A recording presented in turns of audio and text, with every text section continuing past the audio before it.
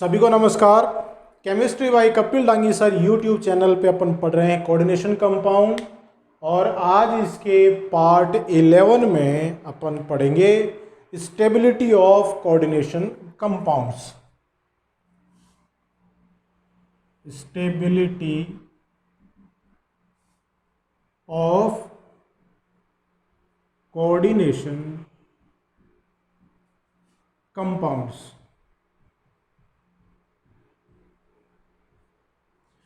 उप सह संयोजक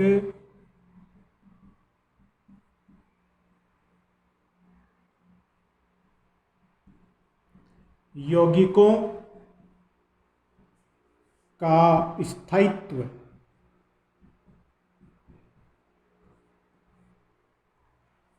देखिएगा। अपन ने पिछले वीडियोस में उप सह संयोजक यौगिक या संकुलों में केंद्रीय धातु और लिगेंडों के मध्य बंधों की कैसी प्रकृति है ये पढ़ा। उसके लिए अपन ने दो सिद्धांत देखे, वीबीटी और सीएफटी।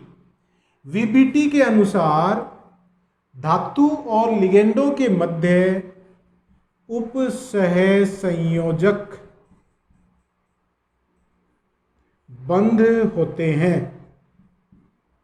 जबकि सीएफटी के अनुसार केंद्रीय धातु और लिगेंडों के मध्य आयनिक बंध पाए जाते हैं। अब दो प्रकार के बंध हो गए अलग अलग सिद्धांत के अनुसार। धातु और लिगेंड के मध्य जो भी बंध होगा, सहसंयोजक बंध है, आयनिक बंध है, उसकी प्रबलता कितनी है, मतलब वो वियोजित है, वो आसानी से हो रहा है या मुश्किल से हो रहा है, यह उसके स्थायित्व पर निर्भर करता है। अब जो बंध का स्थायित्व है, उस स्थायित्व को अपन साम्य स्थिरांक या संगुणन स्थिरांक या स्थायित्व स्थिरांक द्वारा प्रदर्शित करते हैं या उसके द्वारा बताते हैं। एक स्थिरांक लेंगे अपन जो स्थायित्व को बताएगा कि बंध का स्थायित्व कितना है। उस स्थिरांक को क्या बोल रहे हैं? साम्य स्थिरांक, संगुणन स्थिरांक या स्थायित्व स्थिरांक। अब ये स्थिरांक क्या है, देखिए, इसको समझने की कोशिश करते हैं। या जो उप सहसंयोजक यौगिक है उसको स्थायित्व, उसके स्थायित्व की व्याख्या अपन कैसे करेंगे वो अपन यहाँ पे थोड़ा समझते हैं। देखिए, कोई संकुल लेते हैं M + 4L से बना ML4। ये धातु है, मेटल, और ये लिगेंड है, और ये है संकुल, मतलब उप सहसंयोजक यौगिक हैं। धातु के साथ 4 लिगेंड जुड़े और संकुल का निर्माण हुआ। ये बीच में साम्य हो गया। अगर इस साम्य के लिए साम्य स्थिरांक लिखें, मैं यहाँ पे चलो KS से लिख देता हूँ। KS साम्य स्थिरांक है, तो साम्य स्थिरांक को कैसे लिखेंगे? केमिकल काइनेटिक्स में, रासायनिक बलगतिकी में अपन ने पढ़ा, गुलबर्ग-वागे के नियम में अपन देखते हैं कि साम्य स्थिरांक में क्या होता है? ऊपर उत्पाद की सांद्रताओं का गुणनफल होता है और नीचे बट्टा में अभिकारकों की सांद्रताओं का गुणनफल होता है। तो यहाँ उत्पाद क्या है? ML4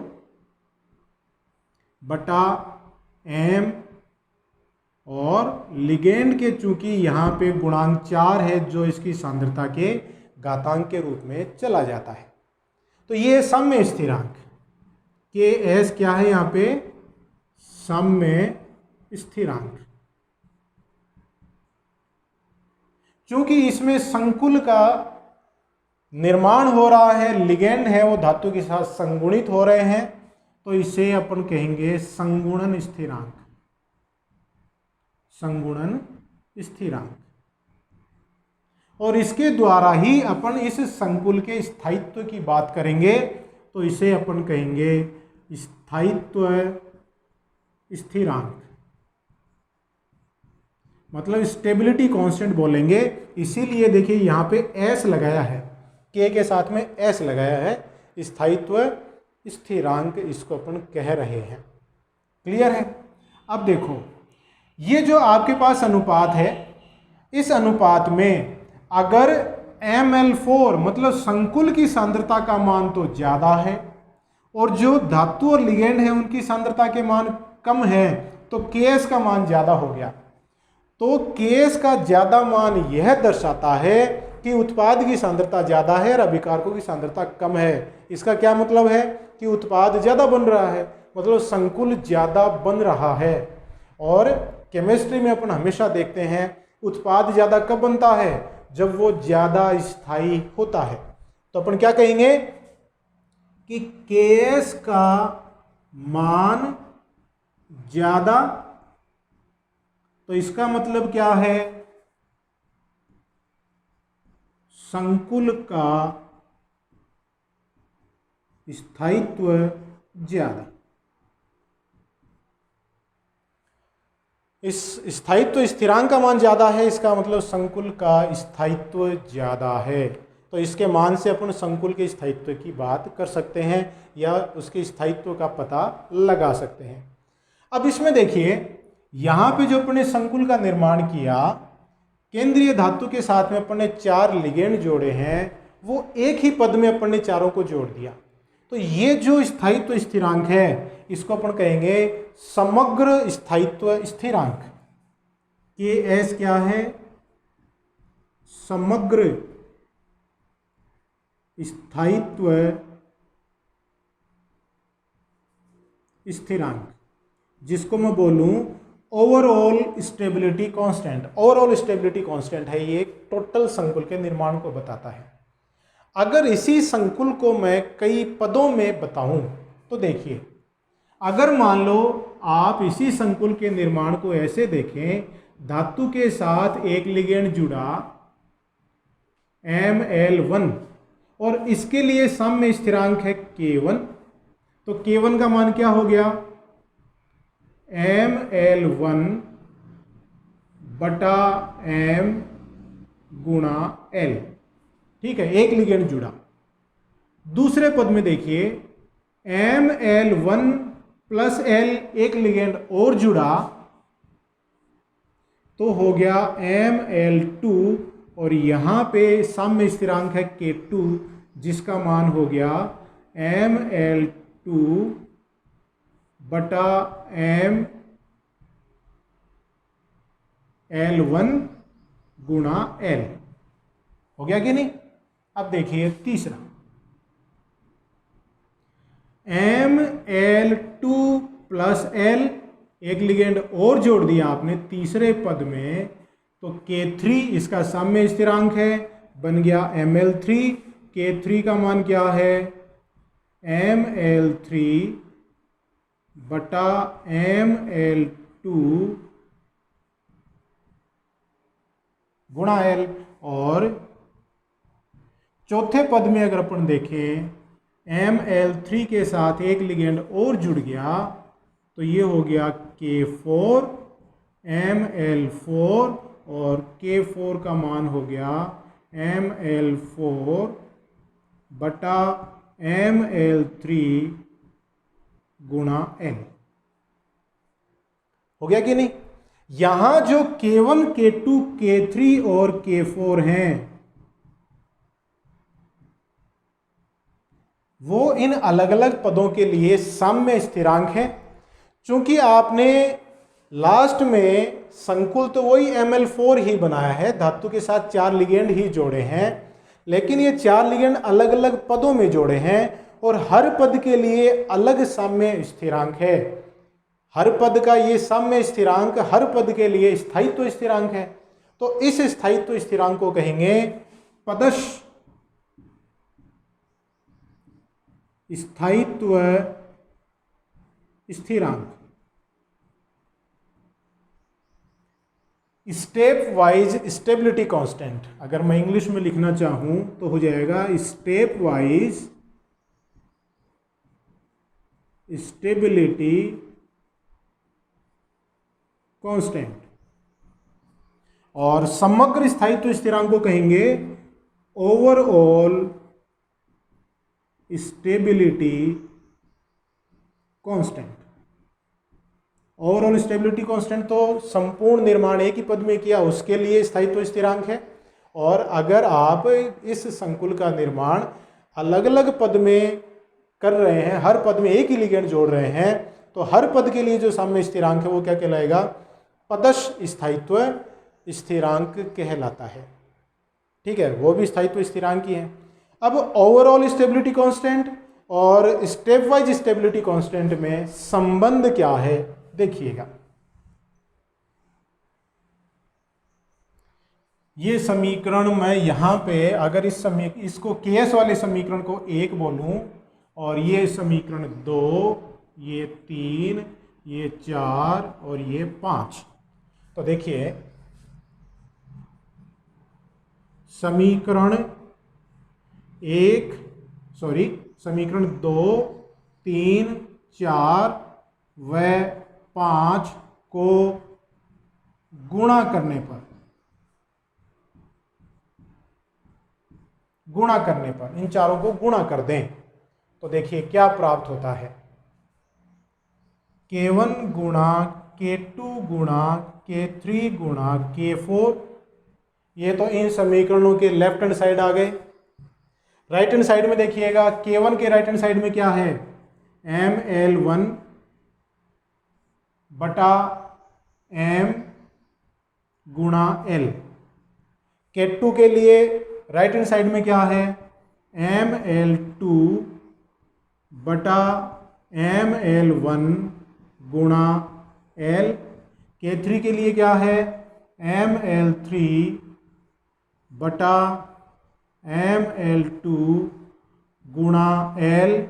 और K4 के लिए क्या है? ML4 बटा ML3 गुणा L। हो गया कि नहीं? अब देखिए इसमें क्या क्या कट रहा है। ML1 से ML1 कट गया, ML2 से ML2 कट गया, ML3 से ML3 कट गया। कट गया कि नहीं? ऊपर क्या बचा? ML4 बचा, ML4 बच गया। नीचे क्या बचा? एक तो ये M बच गया और एक L, 2, 3, 4 सांद्रताएं गुणा हो रही हैं तो मैंने L का घातांक लगा दिया 4। ये आपके पास मान प्राप्त हो गया। ये मान किसके बराबर है? Ks के बराबर है। देखिए समीकरण 1, तो ये हो गया Ks। तो K1 गुणा K2 गुणा K3 गुणा K4 क्या है? Ks। मतलब किसी संकुल के निर्माण में जितने भी पद लगते हैं उन सभी पदों के पदश स्थायित्व स्थिरांकों को आपस में गुणा कर दें तो क्या प्राप्त हो जाता है? समग्र स्थायित्व स्थिरांक प्राप्त हो जाता है, ओवरऑल स्टेबिलिटी कांस्टेंट प्राप्त हो जाता है। अब यहां देखिएगा जो आपने पदश स्थायित्व स्थिरांक लिए हैं अलग अलग पद के लिए, उनके लिए आप क्या देखेंगे? यहां K1 is greater than K2 is greater than K3 is greater than K4 होता है। K1 का मान सबसे ज्यादा है और सबसे आखिरी पद वाले स्थायित्व स्थिरांक का मान कम होता है। कारण क्या है?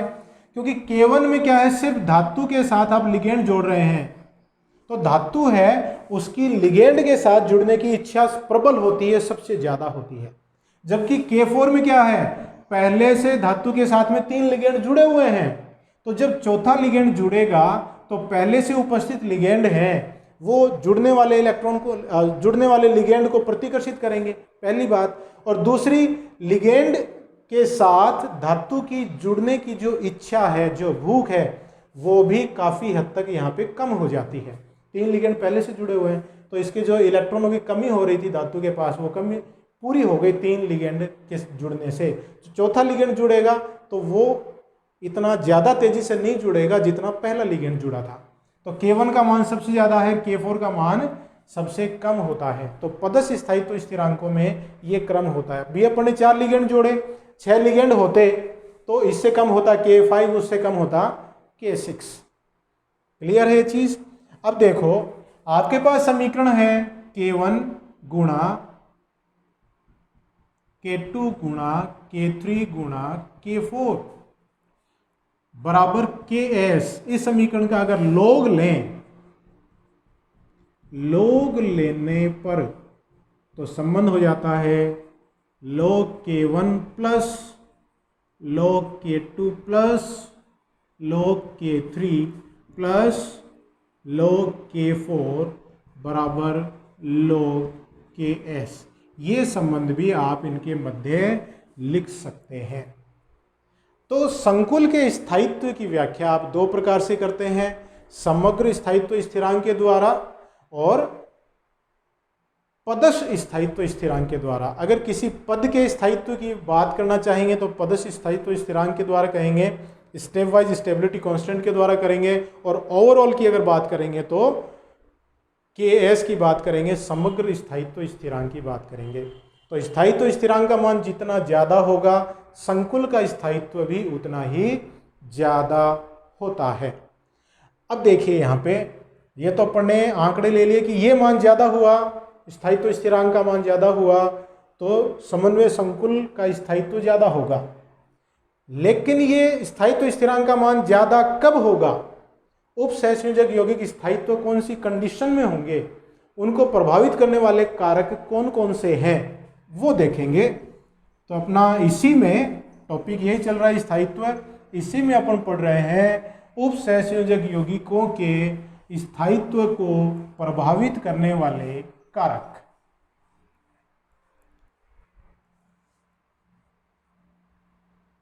प्रभावित करने वाले कारक। पहला कारक धातु की प्रकृति। देखिएगा अपन समन्वय संकुल में क्या देख रहे हैं, धातु और लिगेंड। धातु क्या है, इलेक्ट्रॉन ग्राही है। लिगेंड क्या है, इलेक्ट्रॉन दाता है। इलेक्ट्रॉन ग्राही का मतलब इस पर जो धनावेश है उसका मान ज़्यादा है।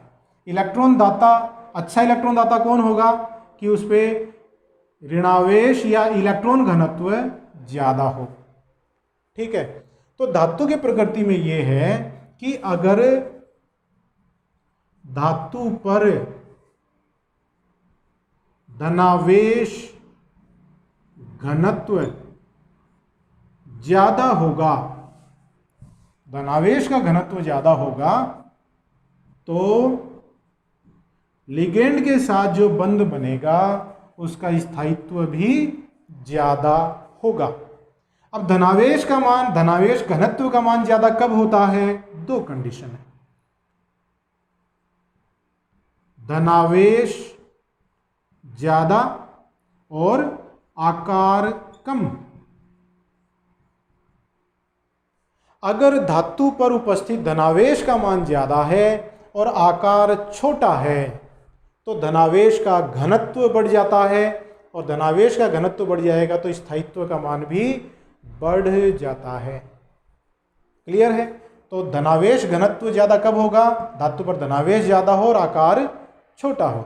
उदाहरण के तौर पे अगर अपन लें, जैसे FeCN6 4-, दूसरा संकुल है FeCN6 3-। इस संकुल में Fe है वो +2 है और इस संकुल में Fe है वो +3 है। ठीक है ना? तो दोनों में ही आयरन है, लेकिन यहां पर धनावेश का मान ज्यादा है Fe3+ में, तो इसका धनावेश का घनत्व ज़्यादा हो जाएगा। तो इस संकुल के लिए अगर मान लो मैं स्थायित्व स्थिरांक K2 बोलूँ और इस संकुल के लिए स्थायित्व स्थिरांक K1 बोलूँ, तो K2 का मान K1 से ज़्यादा होगा। मतलब FeCN6 3 माइनस ये वाला संकुल FeCN6 4 माइनस से ज़्यादा स्थायी होगा। ये इस पर धनावेश का मान ज़्यादा होने के कारण है। एक ही तत्व है, दो अलग अलग आवेश हैं। यहाँ पर तत्व एक है, आवेश अलग अलग है, ज़्यादा धनावेश होने से ज़्यादा स्थायी हो गया। अब अपन देखें दूसरा इसका भाग कि धनावेश सेम हो, तत्व अलग अलग हो तो क्या होगा।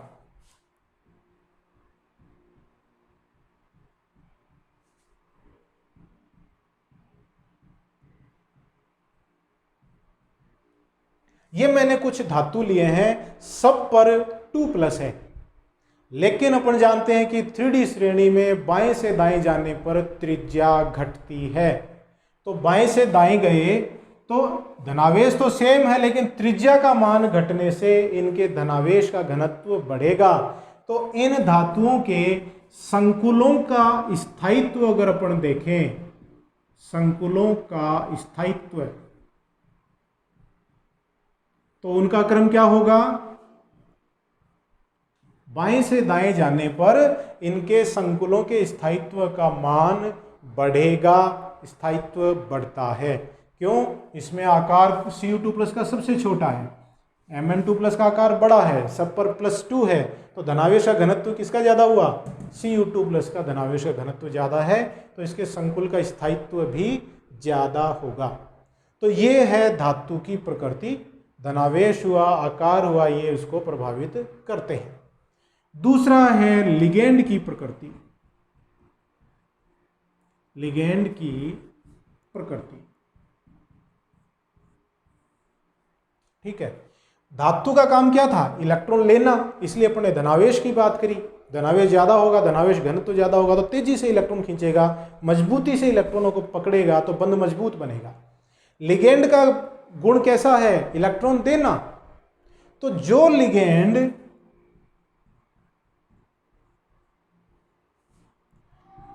अच्छा इलेक्ट्रॉन दाता है, तो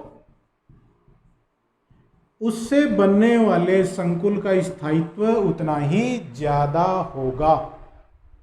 तो लिगेंड अच्छा इलेक्ट्रॉन दाता है तो स्थायित्व का मान भी ज्यादा होगा।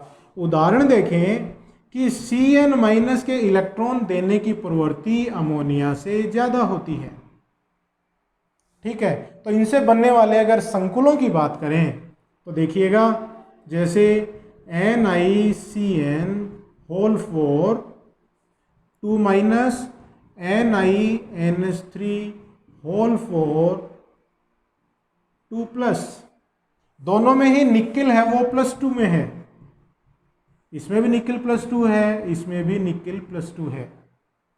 तो धातु तो सेम है, तो स्थायित्व किस पे निर्भर करेगा? लिगेंड की प्रकृति पर। लिगेंड इसमें 4 साइनो है, इसमें 4 एमीन है। साइनाइड जो लिगेंड है उसकी इलेक्ट्रॉन दाता कैपेसिटी ज़्यादा होने के कारण इस NiCN4 2- का स्थायित्व अमोनिया से बने संकुल से ज़्यादा होता है, ठीक है। तो लिगेंड अच्छा इलेक्ट्रॉन दाता होना चाहिए। तो ये हो गया। और देखिए इसमें लिगेंड से संबंधित ही एक और गुण इसमें अगर अपन देखें,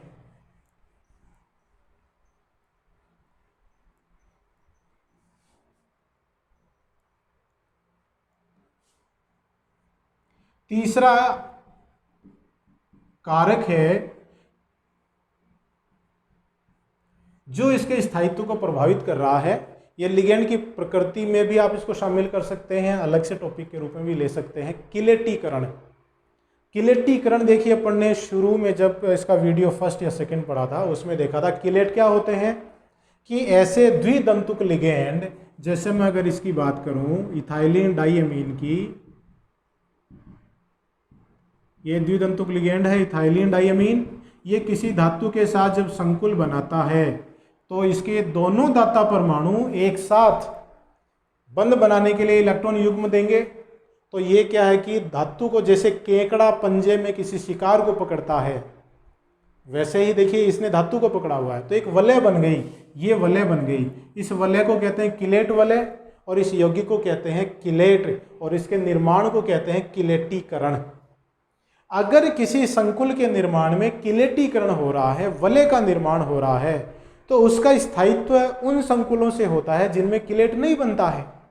जैसे उदाहरण के तौर पे देखें, CONH3 का होल 6 3+ COEN का होल थ्राइस 3+।